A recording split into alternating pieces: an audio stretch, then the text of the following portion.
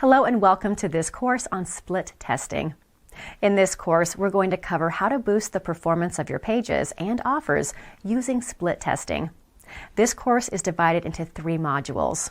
Module 1 covers common elements that can be tested. Module 2 covers creating test variations. And Module 3 covers analyzing the results. By the time this course is over, you'll know how to effectively optimize your pages and get higher conversions for your business. So, without further ado, let's dive into the first module.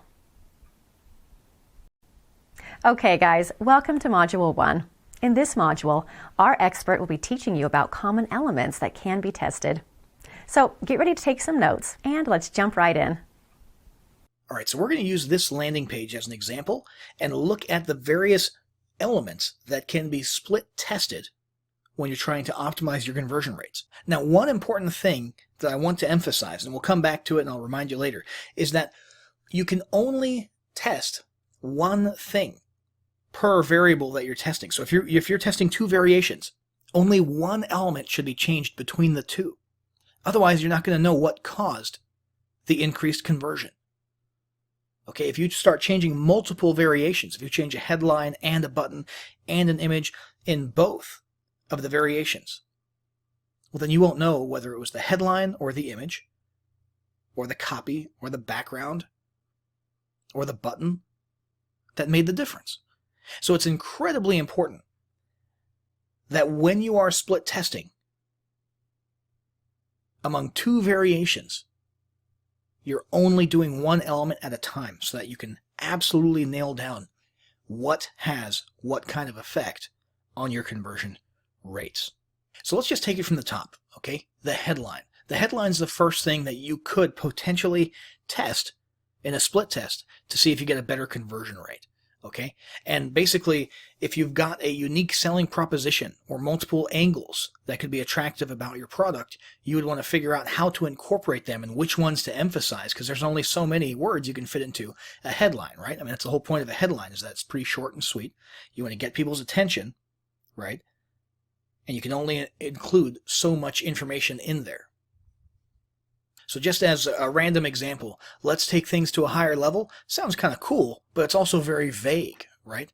What if the headline was a little bit beefier and said, let me show you how to boost your revenue by 30%? That is more specific, and it might perform better. We don't know. We would have to test it. My guess is it probably would, but that's the point of a split test. So what we want to do is create one page with this headline, which we already have, and another page with that other headline, and leave all other elements the same. They have to remain constant between those 2 page variations. Now, the next thing you can change is imagery. Imagery is super powerful on landing pages, and it can make the difference between high and low conversion rates. So a lot of things to take into account are your target audience. You want to make sure that any human characters in your images will be relatable or have the desired effect on your audience. So if your audience is in a certain demographic group, just to give you an example, if you start noticing, and this is a real life example here, if you were to start noticing based on your email interaction with people in your customer community that many of them are elderly, many of them are retirees or coming up on retirement, well, guess what? You should probably have some gray hair in your images so that it's relatable, right? Gender is huge. There's competing studies out there as to whether or not a female is more likely to buy something if she sees a male or a fellow female. And it obviously depends on what type of product you're selling. Same thing with a man. Is he more likely to buy something if he sees a female or a male? It depends. If you're selling, masculine products, something like a big manly, deodorant brand, well, then you probably want to see men on screen using it, obviously. But can you incorporate gender into it? For example, ladies who are impressed by the smell of the deodorant, right? There's a science behind all of this. But what you can do is sort of skip the science and just split test what the difference is. So we could literally have an image like this, and then have the exact same image, or very similar, same pose or similar pose at least, but have a female here. Split test that and see what the difference is. And if you see a significant difference, one way or the other, then go with it. Go with the winner. Okay? Another thing to consider about imagery is tangible perceived value. Depending on your target audience, it may get you further to have a set of a bunch of what are clearly, pretend digital mock-ups of digital products. Okay? Because in some people, that sort of activates this feeling of, wow, that's a thing, and I want to get my hands on it. I want to possess that, right? But you could also test this with purely an abstract image of a person, with a headline next to them, or a person smiling, or an entrepreneur standing in their place of business, or something like that. No digital products being represented at all, and see if that works better. Once again, make sure that's the only element that you're testing, and then see what the winner is. Next, there's the copy, which is the actual text, the words of your message. This is very important. However, it's not quite as easy to just, play switcheroo with it, because there's a lot of it. There's multiple words, multiple sentences, right? And so probably if you're going to split test different copy, they're going to be completely different. Okay, you're going to change which angle is emphasized. Depending on what you're selling or offering for free, there's probably multiple marketing angles that you could push that might be relevant to different target markets. And so you could have angle 1 and angle 2 and see which one works best. So for example, in this copy, you'll see there's sort of an assumption that a business exists. This mastermind course will take your business to the next level. Here's what it includes. But what if we split tested that against exact same page, but the copy was different and the angle was a little bit different, and in this next variation, what was actually being emphasized was a person who does not have an existing successful business, a person who's been struggling. So finally, once and for all, stop struggling and we'll get your business off the ground, or something like that, and test those two different marketing angles of copy against each other and see which one resonates the most with your traffic. And then finally, there's the button. Now, this is sort of a controversial area because there's people who swear that changing the color of a button can have a huge impact on conversion rates, and then there's people who think that that's just silly. So the correct answer is probably somewhere in the middle. There is evidence that different colors result in different behavior or different psychological effects on viewers. Red usually translates to urgency, but at the same time, red can also mean no. Blue usually translates to trust. At the same time, blue could theoretically not get your people excited enough or galvanized enough. And then there's branding. If brand colors and theme colors, that are part of your identity are important to you, and maintaining an attractive page are important to you, then you might not have as many options to drastically change to just one specific color on your buy button. But if you do have the flexibility to run a quick test between blue and red, something simple like that, just to see on the off chance that it makes a difference, well, it might be worth doing so. And if the gap between the two of them is significant enough, then bravo, you've got a winner. You can go with whatever color that was, at least for that particular landing page. And finally, it's not just the color of the button, it's also the copy of the button. Okay, so the different wording. Take it to a higher level is kind of a cool sounding phrase, a little bit more vague, right? Get the course could be something that you test against that. One area on which there's been a lot of study is the point of view of the text. So if it's written from the point of view of the reader, and the reader sees the button as saying, give me the free report, versus download your free report. There's been some studies and tests in the past that have shown that the give me the free report, meaning speaking from the perspective of the reader, has a higher conversion rate. It's probably not always going to be the case, but because that phenomenon does exist out there, it might be something smart to test on your pages. So those are some examples of things that you could split test. Remember, always keep in mind between two variations, only have one element different. Otherwise, there's no point in testing. All right. And then the common elements that we talked about were headline, imagery, copy, and buttons. Hey folks, welcome to Module 2. In this module, our expert will be showing you how to create test variations. So get ready to take some notes, and let's jump right in. All right, so this is going to be a pretty quick walkthrough of the actual technical aspect of creating a split test. Now, depending on what type of sales page or lead page software you're working with, the process and the user interface might be a little bit different, but the general principles are the same, and most high-end softwares do have this A/B split testing functionality. So you might just have to dig a little bit or get in touch with the support team for your software, and you'll be able to do the same thing regardless of what you're using. In our case, we're using Instapage, which is a very, very good landing page software. And here's the page we were looking at earlier in the previous lesson. So after some time reflecting on the best thing to change on this page, let's say we decided that the first thing we want to test is the headline. Okay, we're looking at everything seems pretty good, but that headline seems a little bit vague. Okay, so let's go ahead and click Create an A/B Test up here in the top left. This right here just became variation A when we did that. So now we're going to create a new variation. This is variation B. They look exactly the same. Let's go ahead and change the copy of the headline. Let's go ahead and change this a little bit.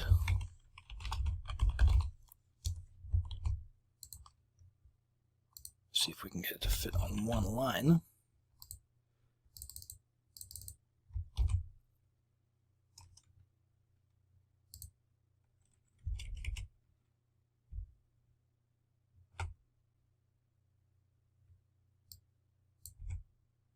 All right, so now we have what is essentially a more specific headline. Rather than just take things to the next level or to a higher level, now we're actually telling the prospect what the benefits of this mastermind will be.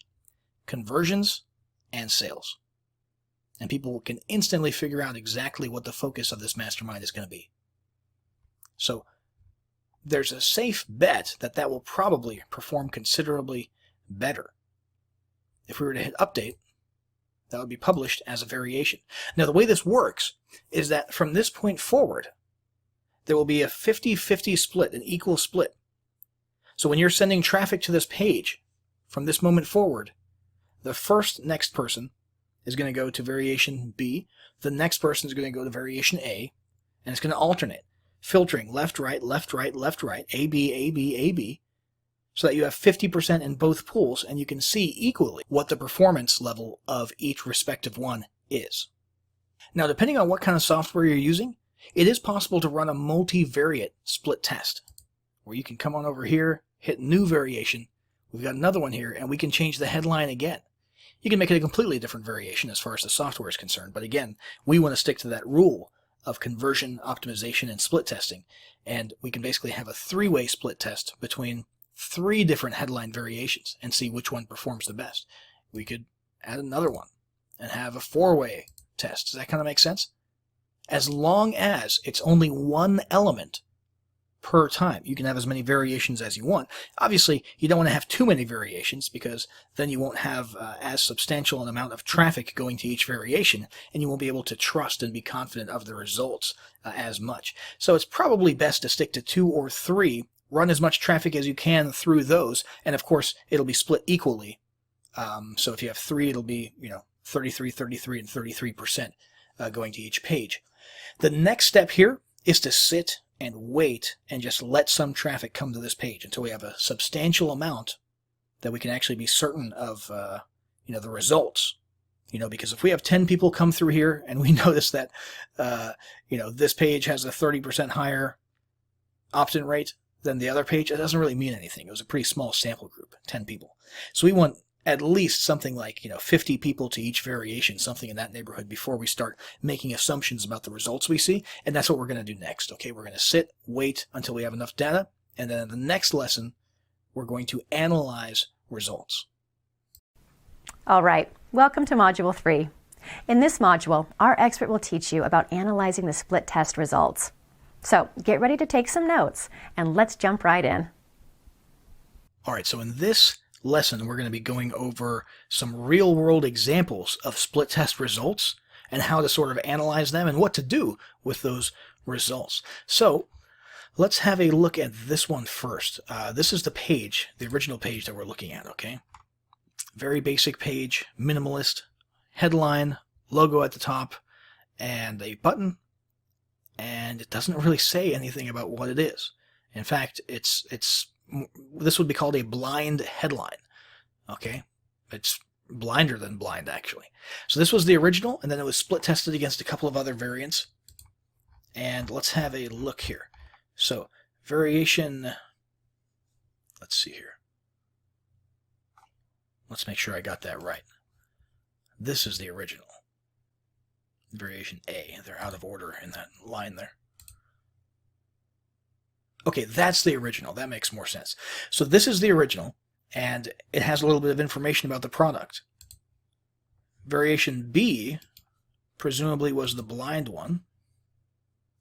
Yep. And variation C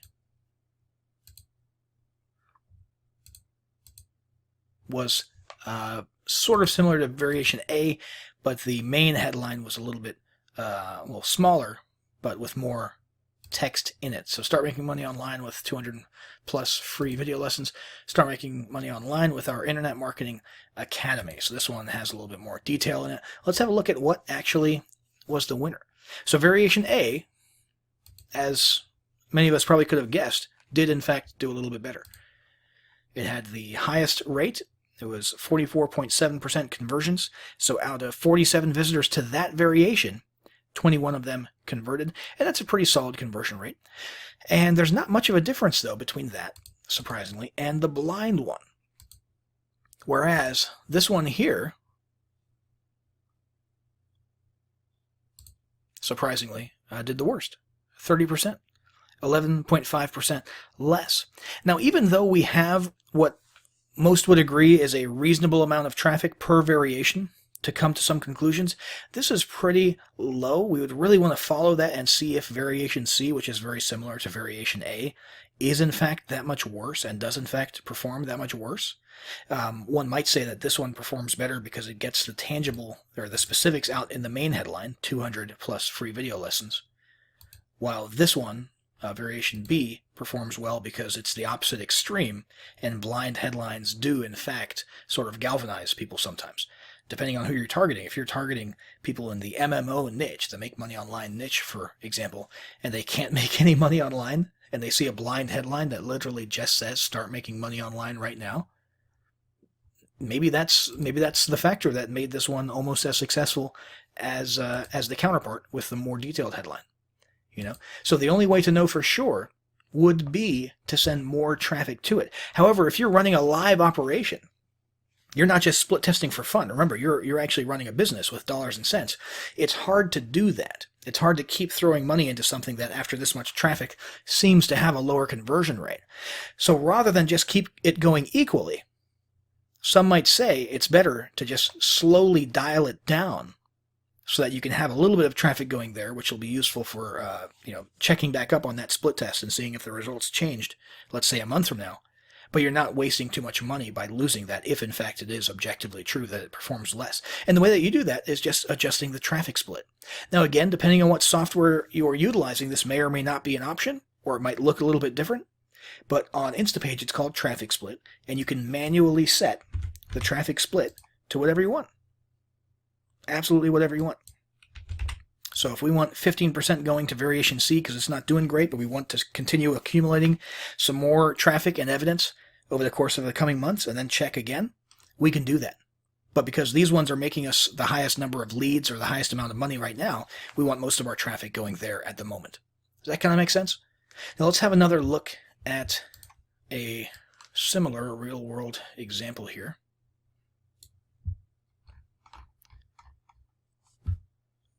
And let's see, we'll load up the variations. Okay, so as you can see, there's a pretty significant difference between these. There's no neck and neck like on the previous example.